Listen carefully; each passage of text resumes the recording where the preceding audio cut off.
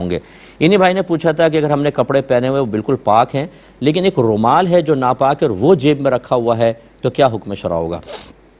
دیکھیں اگر خارجی چیز جیسے رومال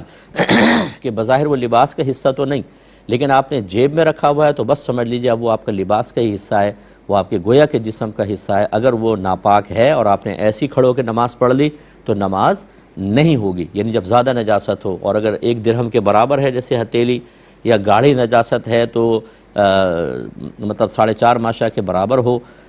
جو اتنی سی ہوتی ہے گوبر جیسے لگ گیا مثال کے طور پر، تو پھر نماز ہو جائے گی لیکن واجب العیادہ،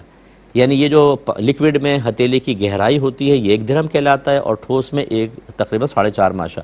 تو اب اگر آپ نے اس سے زائد لگی تھی رومال پر اور نماز پڑھ لی تو نماز ہوئی نہیں، اس کے برابر لگی تھی نماز ہو جائے گی، لوٹانا واجب، اور اس سے کم لگی ہوئی تھی تو نماز ہو جائے گی، لوٹانا بھی واجب نہیں لیکن ثواب میں کمی ہوگی۔ یہ کہتے ہیں کہ ہماری